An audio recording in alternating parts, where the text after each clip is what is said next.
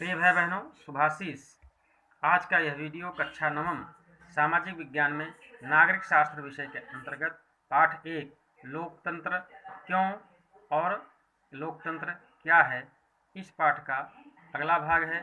यह इस पाठ का तीसरा वीडियो है, जिसमें आज आप सभी लोकतंत्र के पक्ष में तर्क और लोकतंत्र के विपक्ष में तर्क के बारे में अध्ययन करेंगे। भैया बहनों, लोकतंत्र एक सर्वोत्तम शासन प्रणाली है। सैनिक तंत्र, कुलीन तंत्र, राजतंत्र, इन सभी में सर्वोत्तम शासन प्रणाली लोकतंत्र मानी गई है, क्योंकि यह जनता द्वारा चुनी गई सरकार होती है। जनता की साझेदारी से गठित सरकार होती है, जो उसी जनता पर शासन प्रशासन चलाती है, और शासन प्रशासन चलाने के अंतर्गत यह जनता के हित की बात करती है। यदि लोकतंत्र में सरकार जनता के हित की बात नहीं करती है, तो जनता के पास ऑप्शन होता है वह सरकार बदल दे। तो ऐसा किसी भी शासन तंत्र में, किसी भी प्रशासन तंत्र में लोकतंत्र के अतिरिक्त ऐसा ऑप्शन नहीं है। इस प्रकार लोकतंत्र एक बेहतर शासन व्यवस्था माना गया है। यह जनता के प्रति उत्तरदायी होती है।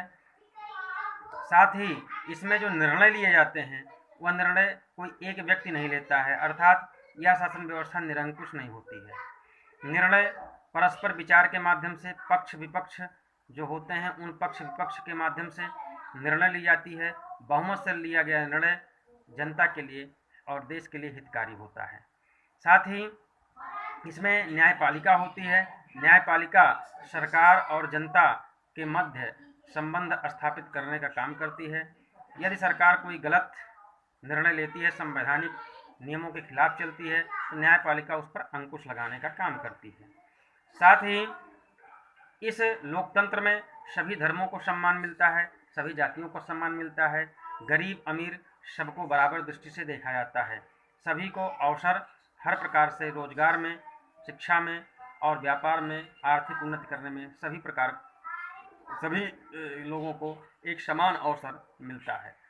साथ ही लोकतंत्र में नागरिकों का सम्मान बढ़ता है।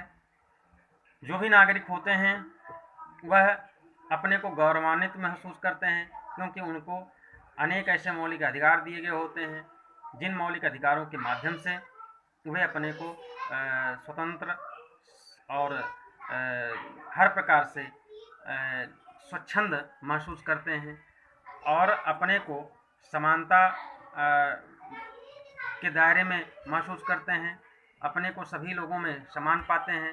इस प्रकार से यह एक स्वतंत्रता, समानता और विश्व बंधुत्व पर आधारित और शासन व्यवस्था है। इस नाते से जनता इसको अपना करके, या जनता इस शासन पद्धति में अपने को स्वच्छंद, सम्मानित, गौरवान्वित महसूस करती है। साथ ही लोकतंत्र जो शासन प्रणाली है, यह सबसे बेहतर है, क्योंकि यह अनेकता में एकता पिरोए हुए है और अपने सरकार को भी, जनता को भी गलती सुधारने का अवसर देता है। गलती सुधारने का, यदि जनता मान लीजिए गलती से कोई गलत प्रतिनिधि का चुनाव कर दी, तो उसे अगले 5 वर्ष में या फिर अगले चुनाव में उसे एक अच्छे प्रतिनिधि का चुनाव करने का अवसर मिलता है। सरकार यदि कोई गलत निर्णय ले ली, तो भी सरकार को फिर एक प्रकार अवसर मिलता है कि वह विपक्ष उसका विरोध करती है, स्वतंत्र मीडिया उसका विरोध करती है। जो विपक्ष और स्वतंत्र मीडिया, न्यायपालिका, ये लोकतंत्र के 3 आधारभूत स्तंभ हैं। इन 3 आधारभूत स्तंभों के माध्यम से जब विरोध होता है, तो सरकार अपनी गलती को एहसास करती है और गलती सुधार करके जनता के हित में फैसले लेती है। ये तो रहा लोकतंत्र के पक्ष में तर्क। और ऐसे लोकतंत्र शासन पद्धति में कुछ ऐसे विसंगतियां हैं जिन विसंगतियों के माध्यम से इसके विपक्ष में भी तर्क दिया जा सकता है। जैसे लोकतंत्र में प्रायः गलत प्रतिनिधि का चुनाव हो जाता है। कभी कभी इसमें शिक्षित अशिक्षित का ध्यान नहीं दिया जाता है चुनाव में, और अशिक्षित लोग चले जाते हैं, चुन करके सरकार में पहुंच जाते हैं, तो वो उनको भान ही नहीं रहता है कि हमें सरकार जनता के लिए क्या करना है, देश के लिए हमें क्या करना है। इस प्रकार से कभी कभी गलत प्रतिनिधियों का चुनाव, ये लोकतंत्र के लिए खतरे हैं। दूसरा, लोकतंत्र में जो चुनाव प्रक्रिया होती है प्रायः बहुत खर्चीली होती है।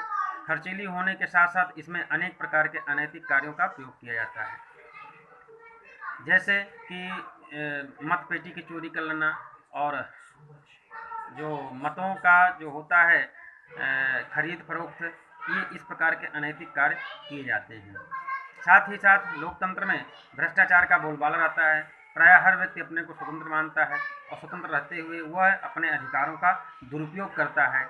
जैसे कोई किसी पद पर, महत्वपूर्ण पद पर कोई व्यक्ति पहुंच जाता है, तो उस पद पर पहुंचने के बाद वह अपने अधिकारों का दुरुपयोग करने लगता है। वह कोई कार्य के बदले, कोई सरकारी कार्य के बदले जो उसका परम दायित्व होता है, उस दायित्व को पूर्ण करने के बदले लोगों से धन उगाही करता है। तो ऐसे अनेक भ्रष्टाचार के और शिकायतें लोकतंत्र में मिलती रहती हैं। तो इस प्रकार से लोकतंत्र के पक्ष में और विपक्ष में तर्क बहुत सारे दिए जा सकते हैं। कुछ आपके सामने मैंने प्रस्तुत किया।